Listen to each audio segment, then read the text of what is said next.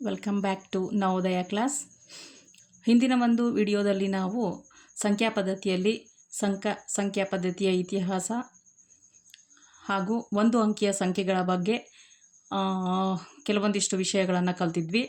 ಇವತ್ತಿನ ಒಂದು ವಿಡಿಯೋದಲ್ಲಿ ಒಂದು ಅಂಕಿಯ ಸಂಖ್ಯೆಗಳ ಮುಂದುವರೆದ ಭಾಗ, ಹಾಗೆ 2 ಅಂಕಿಯ ಸಂಖ್ಯೆಗಳು, 3 ಅಂಕಿಯ ಸಂಖ್ಯೆಗಳು ಹಾಗೂ ಮುಂದುವರೆದು ದೊಡ್ಡ ದೊಡ್ಡ ಸಂಖ್ಯೆಗಳನ್ನು ಓದುವ ಒಂದು ಈಸಿ ಟ್ರಿಕ್ಕನ್ನು ಈ ಒಂದು ವಿಡಿಯೋದಲ್ಲಿ ಇವತ್ತು ನಾವು ಕಲ್ತ್ಕೊಳ್ಳೋಣ. ಈಗ ಒಂದು ಅಂಕಿಯ ಸಂಖ್ಯೆಗಳ ಬಗ್ಗೆ ನಾವು ಒಂದು ಅಂಕಿಯ ಅತ್ಯಂತ ಚಿಕ್ಕ ಸಂಖ್ಯೆ ಅಂತಂದರೆ 0ಯನ್ನು ಬಳಸ್ಕೊಂಡು ಕೇಳಿದ್ರೆ 0 ಅಂತ ಹೇಳಬೇಕಾಗತ್ತೆ. 0ಯನ್ನು ಬಿಟ್ಟು ಕೇಳಿದ್ರು ಅಂದರೆ ಅಲ್ಲಿ ಆವಾಗ ಒಂದು ಅಂಕಿಯ ಅತ್ಯಂತ ಚಿಕ್ಕ ಸಂಖ್ಯೆ 1 ಆಗುತ್ತೆ. ಹಾಗೆಯೇ ಒಂದು ಅಂಕಿಯ ಅತ್ಯಂತ ದೊಡ್ಡ ಸಂಖ್ಯೆ 9 ಆಗುತ್ತೆ. ಹಾಗೆ ಇದೇ ಒಂದು ಅಂಕಿಯ ಸಂಖ್ಯೆಗಳಲ್ಲಿ ನಾವು ಸಮ ಸಂಖ್ಯೆಗಳು ಮತ್ತು ಬೆಸ ಸಂಖ್ಯೆಗಳ ಬಗ್ಗೆ ಕಲ್ತಿದ್ವಿ. ಹಾಗೆಯೇ ಇದರಲ್ಲಿ ಒಂದು ಭಾಜ್ಯ ಸಂಖ್ಯೆ ಮತ್ತು ಅವಿಭಾಜ್ಯ ಸಂಖ್ಯೆಗಳನ್ನು ಕೂಡ ಕಲಿಬೇಕು. ಅದನ್ನು ಮುಂದಿನ ಒಂದು ಸಂಚಿಕೆಯಲ್ಲಿ ಪೂರ್ಣವಾಗಿ ಭಾಜ್ಯ ಮತ್ತು ಅವಿಭಾಜ್ಯ ಸಂಖ್ಯೆಗಳ ಬಗ್ಗೆನೇ ಮಾಡೋಣ ಅಂತ ಹೇಳಿ ನಾನು ಇಲ್ಲಿ ಅದನ್ನು ಹೇಳ್ತಾ ಇಲ್ಲ. ಈಗ ಇದರಲ್ಲಿ ಒಂದು ಪ್ರಶ್ನೆಗಳು ಯಾವ ರೀತಿ ಬರ್ಬೋದು ಅಂತ ಹೇಳಿ ನೋಡೋಣ. ಒಂದು ಅಂಕೆಯ ಪ್ರಶ್ನೆ ಏನು ಕೇಳ್ಬೋದು ಅಂದರೆ, ಒಂದು ಅಂಕಿಯ ಎಲ್ಲ ಅಂಕಿಗಳ ಮೊತ್ತ ಎಷ್ಟು ಅಂತ ಕೇಳಿ ಒಂದಿಷ್ಟು ಆಪ್ಷನನ್ನು ಕೊಟ್ಟರೆ ಆವಾಗ ಈಗ ಹೇಗೆ ಕೂಡಬಹುದು ಇದನ್ನೆಲ್ಲ 1+2, 2+3 ಅಂತ ಕೂಡ್ತಾ ಹೋದರೆ ಏನಾಗುತ್ತೆ, ನಿಮಗೆ ಕೂಡೋಕ್ಕೆ ತುಂಬ ಲಾಂಗ್ ಅನಿಸುತ್ತೆ. ಅದ್ರ ಬದಲು ಇದರಲ್ಲೇ ಒಂದು ಈಸಿ ಟ್ರಿಕ್ ಮಾಡ್ಕೋಬೋದು ನಾವು. ಹೇಗೆ 0, 1, 2, 3, 4, 5, 6, 7, 8, 9. ಇವಾಗ ಇಲ್ಲಿ ನೋಡ್ತಾ ಬಂದರೆ 9ಕ್ಕೆ 1 ಕೂಡಿದ್ರೆ 10, 8ಕ್ಕೆ 2 ಕೂಡಿದ್ರೆ 10, 7ಕ್ಕೆ 3 ಕೂಡಿದ್ರೆ 10, 6ಕ್ಕೆ 4 ಕೂಡಿದ್ರೆ 10. ಆವಾಗ ಹೀಗೆ ಕೂಡಿಸ್ತಾ ಬನ್ನಿ. 0 ಕೂಡಿದ್ರೆ ಅಷ್ಟೇ ಬರುತ್ತೆ ಹೇಗಿದ್ರು. 9, 1, 10, 10 ಇಲ್ಲಿ 20, 30, 40, 40 + 5 45. ಹಾಗಾದರೆ ಒಂದು ಅಂಕಿಯ ಎಲ್ಲ ಅಂಕಿಗಳ ಮೊತ್ತ ಎಷ್ಟಾಗುತ್ತೆ? 45 ಆಗುತ್ತೆ. ಈ ಒಂದು ಪ್ರಶ್ನೆ ಬರ್ಬೋದು. ಆಮೇಲೆ ಉಳಿದಂಥ ಎಲ್ಲ ಪ್ರಶ್ನೆಗಳು ತುಂಬ ಈಸಿಯಾಗಿರುತ್ತೆ. ಒಂದು ಅಂಕಿಯಲ್ಲಿ ಅಂಥ ದೊಡ್ಡ ಸಮಸ್ಯೆ ಏನೂ ಇಲ್ಲ. ಇದು ಒಂದು ಪ್ರಶ್ನೆನ ನೀವು ಈ ರೀತಿ ಮಾಡಿಕೊಂಡ್ರೆ ತುಂಬ ಈಸಿಯಾಗಿ ಬೇಗನೆ ಕಂಡುಹಿಡಿಬೋದು. ಇನ್ನು ಮುಂದಕ್ಕೆ ಹೋಗೋಣ. 2 ಅಂಕಿಯ ಸಂಖ್ಯೆಗಳು. 2 ಅಂಕಿಯ ಸಂಖ್ಯೆಗಳಲ್ಲಿ 2 ಡಿಜಿಟ್ ನಂಬರ್ಸ್ ಅಂತ ಹೇಳಿ ಕರಿತೀವಿ. 10ರಿಂದ ಪ್ರಾರಂಭ ಆಗಿ 99ಗೆ ಮುಗಿಯುತ್ತೆ. ಅಂದರೆ 2 ಅಂಕಿಯ ಅತ್ಯಂತ ಚಿಕ್ಕ ಸಂಖ್ಯೆ 10 ಆಗುತ್ತೆ. ಹಾಗೆಯೇ 2 ಅಂಕಿಯ ಅತ್ಯಂತ ದೊಡ್ಡ ಸಂಖ್ಯೆ ಅಂದರೆ 99 ಆಗುತ್ತೆ. ಹಾಗಾದರೆ 2 ಅಂಕಿಯ ಒಟ್ಟು ಸಂಖ್ಯೆಗಳು ಎಷ್ಟಿದ್ದಾವೆ ಅಂತ ಕೇಳಿದ್ರೆ, 2 ಅಂಕಿಯ ಒಟ್ಟು ಸಂಖ್ಯೆಗಳು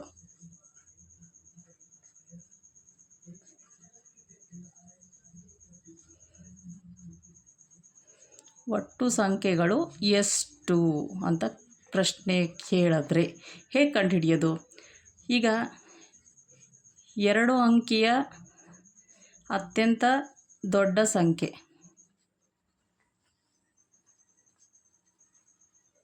ಅಂದರೆ 99. ಹಾಗೆ 2 ಅಂಕಿಯ ಅತ್ಯಂತ ಚಿಕ್ಕ ಸಂಖ್ಯೆ ಅಂತಂದರೆ ಅತ್ಯಂತ ಚಿಕ್ಕ ಸಂಖ್ಯೆ 10 ಆಗುತ್ತೆ. ಎಲ್ಲರಿಗೂ ಹೊಳೆಯೋದೇನು, 99ಅಲ್ಲಿ 10ನ್ನು ಕಳೆದುಬಿಟ್ರೆ ನಮಗೆ ಎಷ್ಟು ಉಳಿಯುತ್ತೋ ಅಷ್ಟು 2 ಅಂಕಿಯ ಸಂಖ್ಯೆಗಳು ಅಂತ ಹೇಳಿ ಅನ್ಕೋಬೋದು. ಆದರೆ ಅಷ್ಟಿರಲ್ಲ. 99ಅಲ್ಲಿ 10 ಕಳೆದ್ರೆ 89 ಆಯಿತು. 89 ಇರಲ್ಲ. ಇದಕ್ಕೆ +1 ಮಾಡಬೇಕಾಗುತ್ತೆ. 89 + 1 90 ಆಗುತ್ತೆ. ಈ ಕನ್ಫ್ಯೂಷನ್ ಮತ್ತೆ 1 ಕೂಡೋ ಅದೆಲ್ಲ ಬೇಡ ಅಂತಂದರೆ ಏನು ಮಾಡ್ಬೋದು ನಾವು? 2 ಅಂಕಿಯ ಅತ್ಯಂತ ದೊಡ್ಡ ಸಂಖ್ಯೆ 99 ಇದೆ. ಅದರಲ್ಲಿ 1 ಅಂಕಿಯ ಅತ್ಯಂತ ದೊಡ್ಡ ಸಂಖ್ಯೆ ಯಾವುದು? 9. ಇದನ್ನು ಕಳೆದುಬಿಟ್ರೆ ನಮಗೆ ಈಸಿಯಾಗಿ ಸಿಗುತ್ತೆ. 99ಅಲ್ಲಿ 9 ಕಳೆದುಬಿಟ್ರೆ 90. ಹಾಗಾದರೆ 2 ಅಂಕಿಯ ಒಟ್ಟು ಸಂಖ್ಯೆಗಳು ಎಷ್ಟಿದ್ದಾವೆ ಅಂತಂದರೆ 90 ಇದ್ದಾವೆ. ಈ ಪ್ರಶ್ನೆ ಬಂದ್ರೂ ಬರ್ಬೋದು ನಿಮಗೆ. ಇನ್ನು ಇದೇ 2 ಅಂಕಿಯ ಸಂಖ್ಯೆಗಳಲ್ಲಿ ಸಮ ಸಂಖ್ಯೆ ಅಂದ ತಕ್ಷಣ ಯೂನಿಟ್ ಪ್ಲೇಸಲ್ಲಿ ಅಂದರೆ ಬಿಡಿ ಸ್ಥಾನದಲ್ಲಿ 0, 2, 4, 6, 8 ಈ ಸಂಖ್ಯೆಗಳಿದ್ದರೆ ಸಮ ಸಂಖ್ಯೆಗಳು. ಹಾಗೆ 1, 3, 5, 7, 9 ಈ ಸಂಖ್ಯೆಗಳಿದ್ದರೆ ಬೆಸ ಸಂಖ್ಯೆ ಅಂತ ಹೇಳಿ ಈಸಿಯಾಗಿ ನಾವು ಕಂಡುಹಿಡ್ಕೋಬೋದು. ಹಾಗಾಗಿ ನಾನು ಇದ್ರ ಬಗ್ಗೆ ಜಾಸ್ತಿ ವಿವರಣೆ ಕೊಡೋಕ್ಕೆ ಹೋಗಲ್ಲ. ಎಲ್ಲ ಮಕ್ಕಳಿಗೂ ಸಮಸಂಖ್ಯೆ ಬೆಸ ಸಂಖ್ಯೆ ಅಂದರೆ ತುಂಬಾ ಈಸಿಯಾಗಿ ಕಂಡುಹಿಡಿಬೋದು. ಇನ್ನು ನೆಕ್ಸ್ಟ್ ಬರುತ್ತೆ 3 ಅಂಕಿಯ ಸಂಖ್ಯೆಗಳು. 3 ಅಂಕಿಯ ಸಂಖ್ಯೆಗಳಲ್ಲಿ ಅತ್ಯಂತ ಚಿಕ್ಕ ಸಂಖ್ಯೆ ಅಂತಂದ್ರೇ 100. 3 ಅಂಕಿಯ ಅತ್ಯಂತ ಚಿಕ್ಕ ಸಂಖ್ಯೆ 100. ಹಾಗೆಯೇ 3 ಅಂಕಿಯ ಅತ್ಯಂತ ದೊಡ್ಡ ಸಂಖ್ಯೆ 999. ಹಾಗಾದರೆ ಈ 3 ಅಂಕಿಯ ಒಟ್ಟು ಅಂಕಿ ಸಂಖ್ಯೆಗಳು ಎಷ್ಟಿದ್ದಾವೆ ಅಂತಂದರೆ 3 ಅಂಕಿಯ ಒಟ್ಟು ಅಂಕಿ ಸಂಖ್ಯೆಗಳು, ಒಟ್ಟು ಸಂಖ್ಯೆಗಳ ಸಂಖ್ಯೆಯನ್ನು ಕಂಡುಹಿಡಿಬೇಕು ಅಂತಂದರೆ 3 ಅಂಕಿಯ ಅತ್ಯಂತ ದೊಡ್ಡ ಸಂಖ್ಯೆ 999. ಹಾಗೆಯೇ ನಾನೇನು ಹೇಳಿದೆ, ಈಸಿ ಟ್ರಿಕ್ ಅಂದರೆ ಇದೇ ಬೆಸ್ಟು. ಅದರಲ್ಲಿ 2 ಅಂಕಿಯ ಅತ್ಯಂತ ದೊಡ್ಡ ಸಂಖ್ಯೆಯನ್ನು, 2 ಅಂಕಿಯ ಅತ್ಯಂತ ದೊಡ್ಡ ಸಂಖ್ಯೆ ಅಂದರೆ 99. ಇದನ್ನು ಕಳೆದುಬಿಟ್ರೆ ನಮಗೆ ಈಸಿಯಾಗಿ ಗೊತ್ತಾಗುತ್ತೆ. 9ರಲ್ಲಿ 9 ಕಳೆದ್ರೆ 0, 9ರಲ್ಲಿ 9 ಕಳೆದ್ರೆ 0, 9ರಲ್ಲಿ ಕಳೆಯೋಕ್ಕೇನೂ ಇಲ್ಲ 9. ಹಾಗಾದರೆ ಎಷ್ಟು ಇದ್ದಾವೆ 3 ಅಂಕಿಯ ಒಟ್ಟು ಸಂಖ್ಯೆಗಳು? 900. ಹಾಗೆಯೇ ಇದೇ ಪ್ಯಾಟ್ರನನ್ನು ನಾವು ಕಂಟಿನ್ಯೂ ಮಾಡ್ತಾ ಹೋದರೆ 4 ಅಂಕಿಯ ಒಟ್ಟು ಸಂಖ್ಯೆಗಳು ಸಿಗ್ತವೆ? ಇದಕ್ಕೊಂದು 0 ಸೇರಿಸ್ತಾ ಹೋಗ್ರಿ, 9000. ಹಾಗೆ 5 ಅಂಕಿಯ ಒಟ್ಟು ಸಂಖ್ಯೆಗಳು ಎಷ್ಟಿದ್ದಾವೆ ಅಂತಂದರೆ ಒಂದು 0 ಸೇರಿಸ್ತಾ ಹೋಗ್ರಿ, 90000. ಹೀಗೆ ಮಾಡ್ತಾ ಹೋಗ್ಬಿಟ್ರೆ ನಮಗೆ 1 ಅಂಕಿಯ ಸಂಖ್ಯೆಗಳು 9, ಹಾಗೆಯೇ 2 ಅಂಕಿಯ ಸಂಖ್ಯೆಗಳು 90, 3 ಅಂಕಿಯ ಸಂಖ್ಯೆಗಳು 900, 4 ಅಂಕಿಯ ಸಂಖ್ಯೆಗಳು 9000, 5 ಅಂಕಿಯ ಸಂಖ್ಯೆಗಳು 90000. ಈ ರೀತಿ ನಾವು ಕಂಡುಹಿಡಿತಾ ಹೋಗ್ಬೋದು. ಇನ್ನು ನೆಕ್ಸ್ಟ್ ಇದರಲ್ಲಿ ಬರುತ್ತೆ, ಈಗ ನಾವು ಭಾರತೀಯ ಸಂಖ್ಯಾ ಪದ್ಧತಿ ಹಾಗೂ ಅಂತಾರಾಷ್ಟ್ರೀಯ ಸಂಖ್ಯಾ ಪದ್ಧತಿಯಲ್ಲಿ ಸ್ಥಾನ ಬೆಲೆ ಕೋಷ್ಟಕ ಹಾಗೂ ಸಂಖ್ಯೆಗಳನ್ನು ಓದುವ ಮತ್ತು ಬರೆಯುವ ಕ್ರಮವನ್ನು ತಿಳಿದುಕೊಳ್ಳೋಣ. ಮೊದಲನೇದಾಗಿ ಭಾರತೀಯ ಸಂಖ್ಯಾ ಪದ್ಧತಿಯಲ್ಲಿ ಸ್ಥಾನ ಬೆಲೆ ಕೋಷ್ಟಕವನ್ನು ನೋಡೋಣ. ಸ್ಥಾನ ಬೆಲೆ ಕೋಷ್ಟಕದಲ್ಲಿ ಯಾವ್ಯಾವ ಸ್ಥಾನಗಳು ಬರ್ತವೆ ಅಂತ ಹೇಳಿ, ಬಿಡಿ, 10, 100, 1000, 10,000, ಲಕ್ಷ, 10 ಲಕ್ಷ, ಕೋಟಿ, 10 ಕೋಟಿ, ಇವೆಲ್ಲ ಸ್ಥಾನಗಳು. ಬಿಡಿ ಅಂದರೆ 1, 10, 100, 1000, 10,000. 10,000ಕ್ಕೆ ಸೊನ್ನೆಗಳು 4, ಹಾಗೆ ಲಕ್ಷಕ್ಕೆ ಸೊನ್ನೆಗಳು 5, 10 ಲಕ್ಷಕ್ಕೆ ಸೊನ್ನೆಗಳು ಒಂದರ ಮುಂದೆ 6 ಸೊನ್ನೆಗಳು ಬಂದಿದೆ. 1 ಕೋಟಿಗೆ 7 ಸೊನ್ನೆಗಳು ಬರ್ತವೆ, ಹಾಗೆ 10 ಕೋಟಿಗೆ 8 ಸೊನ್ನೆಗಳು ಬರ್ತವೆ. ಇವಾಗ ಈ ಒಂದು ಸಂಖ್ಯಾ ಪದ್ಧತಿಯಲ್ಲಿ ಸಂಖ್ಯೆಗಳನ್ನು ಓದೋಕ್ಕೆ ನಾವೇನು ಮಾಡ್ತೀವಿ, ಅಲ್ಪ ವಿರಾಮವನ್ನು ಬಳಸ್ಕೊಂಡು ಅಲ್ಪ ವಿರಾಮವನ್ನು ಹಾಕೋದ್ರ ಮೂಲಕ ಈಸಿಯಾಗಿ ಹೇಗೆ ಓದೋದು ಅಂತ ಹೇಳಿ ನೋಡೋಣ. ಭಾರತೀಯ ಸಂಖ್ಯಾ ಪದ್ಧತಿಯಲ್ಲಿ ನಾವು ಅಲ್ಪ ವಿರಾಮವನ್ನು ಯಾವ ರೀತಿ ಹಾಕ್ತೀವಿ ಅಂತಂದರೆ, ಮೊದಲ 3 ಸ್ಥಾನಗಳು ಅಂದರೆ ಬಿಡಿ 10, 100ಕ್ಕೆ 1 ಅಲ್ಪ ವಿರಾಮ, ಆಮೇಲೆ 2 ಸಂಖ್ಯೆಗಳಿಗೆ ಅಲ್ಪ ವಿರಾಮವನ್ನು ಹಾಕ್ತಾ ಹೋಗ್ತೀವಿ. ಬಿಡಿ 10, 100 ಮೊದಲಿದ್ದು 3 ಅಂಕಿಗಳಿಗೆ ಬಿಟ್ಟು ಹಾಕ್ತೀವಿ, ಆಮೇಲೆ 2 ಅಂಕಿಗಳಿಗೆ ಹಾಕ್ತಾ ಹೋಗ್ತೀವಿ. ಈ ರೀತಿ ಭಾರತೀಯ ಸಂಖ್ಯಾ ಪದ್ಧತಿಯಲ್ಲಿ ಅಲ್ಪ ವಿರಾಮವನ್ನು ಹಾಕ್ತೀವಿ.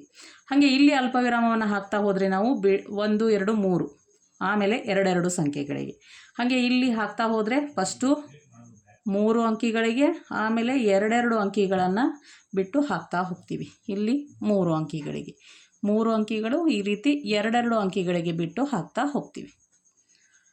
ಈಗ ನಾವು ಈ ಭಾರತೀಯ ಸಂಖ್ಯಾ ಪದ್ಧತಿಯಲ್ಲಿ ಸಂಖ್ಯೆಗಳನ್ನು ಓದುವ ಕ್ರಮವನ್ನು ನೋಡ್ತಾ ಹೋದರೆ, ಮೊದಲನೇದಾಗಿ ನಮಗೆ ಈ ಅಂಕಿ ನಮಗೆ ಗೊತ್ತು, 9 ಅಂತ ಓದ್ತೀವಿ. ಇಷ್ಟನ್ನು ತೊಗೊಂಡ್ರೆ 59 ಅಂತ ಓದೋಕ್ಕೆ ಗೊತ್ತಾಗುತ್ತೆ. ಹೀಗೆ 100ರ ಸಂಖ್ಯೆಗಳನ್ನು ಓದ್ತೀವಿ, 359 ಅಂತ. ಹಾಗೆ 1000 ಸಂಖ್ಯೆಗಳವರೆಗೂ ನಾವು 4ನೇ ತರಗತಿಯಲ್ಲೇ ಕಲ್ತ್ಕೊಂಡ್ಬಂದಿದ್ದೀವಿ, 8359 ಅಂತ ಹೇಳಿ. ಇನ್ನು ಮುಂದಿನ ಸಂಖ್ಯೆಗಳನ್ನು ಓದೋದು ಹೇಗೆ?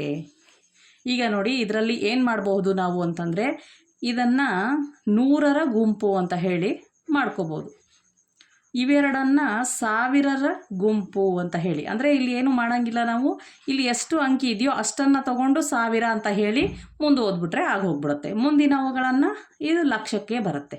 ಆವಾಗ ನೋಡಿ, ಇಲ್ಲಿ ಎಷ್ಟಿದೆ ಸಂಖ್ಯೆ? 6 ಮತ್ತು ಮುಂದೆ ಲಕ್ಷ ಅಂತ ಹೇಳೋದು, 6 ಲಕ್ಷದ. ಇಲ್ಲಿ 08 ಅಂದರೆ 8 ಅಂತ ಅರ್ಥ, 8,000ದ. 359. ನೋಡಿ, ತುಂಬ ಈಸಿಯಾಗಿ ಬಿಡಿ 10, 100, 1000, 10,000, ಲಕ್ಷ ಅಂತ ಸ್ಥಾನಗಳನ್ನು ಎಣಿಸೋದೇ ಬೇಡ, ಸೀದಾ ನಾವು ಓದ್ಬಿಡ್ಬೋದು. 6,08,359. ಹಾಗೆ ಇಲ್ಲಿ ಅದೇ ರೀತಿ ಗ್ರೂಪ್ ಮಾಡ್ಕೋಬೇಕು. ಇದು 100ರ ಗುಂಪು, ಇದು 1000 ಗುಂಪು, ಇದು ಒಂದು ಲಕ್ಷದ ಗುಂಪು. ಆವಾಗ 7,43,596. ತುಂಬ ಈಸಿಯಾಗಿಯೇ ನಾವು ಓದ್ಬಿಡ್ಬೋದು. ಹೀಗೆ ಇಲ್ಲಿ ಬಂದರೂ ಇಲ್ಲಿ 100ರ ಗುಂಪು, 1000, ಲಕ್ಷ, ಕೋಟಿ. 9,83,65,978. ಅಂದರೆ ಇದು 100ರ ಗುಂಪು, 1000, ಲಕ್ಷ, ಕೋಟಿ. ನೋಡಿ, ಇಲ್ಲಿರೋ ಸಂಖ್ಯೆ ಹೇಳೋದು, ಕೋಟಿ ಹೇಳೋದು. 9 ಕೋಟಿ. ಇದೆರಡು ಸಂಖ್ಯೆನ ತಗೊಂಡು ಲಕ್ಷ ಹೇಳೋದು, 83 ಲಕ್ಷದ. ಇವೆರಡು ಸಂಖ್ಯೆ ತಗೊಂಡು 1000 ಹೇಳೋದು, 65,000ದ. 978 ಅಂತೂ ನಾವು ಈಸಿಯಾಗೆ ಕಲ್ತೇ ಬಿಟ್ಟಿರ್ತೀವಿ. ಆವಾಗ 9,83,65,978 ಅಂತ ಈಸಿಯಾಗಿ ನಾವು ಓದ್ಬೋದು. ಈಗ ಇಲ್ಲಿ ತಗೊಂಡ್ರೆ ಇದು 100ರ ಗುಂಪು, ಇದು 1000 ಗುಂಪು. 50,011 ಅಂತ ಹೇಳ್ತೀವಿ. ಇಲ್ಲಿ ತಗೊಂಡ್ರೆ ಇದು ಏನು, 100ರ ಗುಂಪು, ಇದು 1000, ಇದು ಲಕ್ಷ, ಇದು ಕೋಟಿ. ನೋಡಿ, ತುಂಬ ಈಸಿಯಾಗಿ ಹೇಗೆ ಓದ್ಬೋದು. 1 ಕೋಟಿ. ಲಕ್ಷದಲ್ಲಿ 2 0 ಅಂದರೆ ಲಕ್ಷನೇ ಇಲ್ಲ, ಅಲ್ಲಿ ಲಕ್ಷದ ಸ್ಥಾನಗಳಲ್ಲಿ 0 ಇದ್ದರೆ ಲಕ್ಷ ಇಲ್ಲ. 29,445. ತುಂಬ ಈಸಿಯಾಗಿ ಓದ್ಬಿಡ್ಬೋದು. ಹಾಗೆ ಇಲ್ಲಿ ತೊಗೊಂಡ್ರೆ ನಮಗೆ 100ರ ಗುಂಪಿದೆ, 1000 ಗುಂಪು ಇದೆ. 8,450. ಹೀಗೆ ತುಂಬ ಈಸಿಯಾಗಿ ನಾವು ಸಂಖ್ಯೆಗಳನ್ನು ಓದಬಹುದು. ಹಾಗೆ ಈ ಸಂಖ್ಯೆಗಳಿಗೂ ನೀವು ಮನೆಯಲ್ಲಿ ಅಲ್ಪ ವಿರಾಮ ಹಾಕಿ ಓದೋದಕ್ಕೆ ಪ್ರಯತ್ನ ಪಡಿ ಅಂತ ಹೇಳ್ತಾ, ಇವತ್ತಿನ ಈ ಒಂದು ಭಾರತೀಯ ಸಂಖ್ಯಾ ಪದ್ಧತಿ ಮತ್ತು ಭಾರತೀಯ ಸಂಖ್ಯಾ ಪದ್ಧತಿಯ ಬಗ್ಗೆ ಇಷ್ಟು ವಿಷಯವನ್ನು ಇವತ್ತಿನ ಇದರಲ್ಲಿ ತಿಳ್ಕೊಂಡಿದ್ದೀವಿ. ನಾಳೆ ಮುಂದಿನ ವಿಡಿಯೋದಲ್ಲಿ ಅಂತಾರಾಷ್ಟ್ರೀಯ ಸಂಖ್ಯಾ ಪದ್ಧತಿಯಲ್ಲಿ ಸ್ಥಾನಬೆಲೆ ಕೋಷ್ಟಕ, ಓದುವ ಕ್ರಮ, ಇವು ಮುಂತಾದವುಗಳ ಬಗ್ಗೆ ಕಲಿಯೋಣ ಅಂತ ಹೇಳ್ತಾ ಮುಂದಿನ ಸಂಚಿಕೆಯಲ್ಲಿ ಭೇಟಿಯಾಗೋಣ ಅಂತ ಹೇಳ್ತಾ ಎಲ್ರಿಗೂ ನಮಸ್ಕಾರ.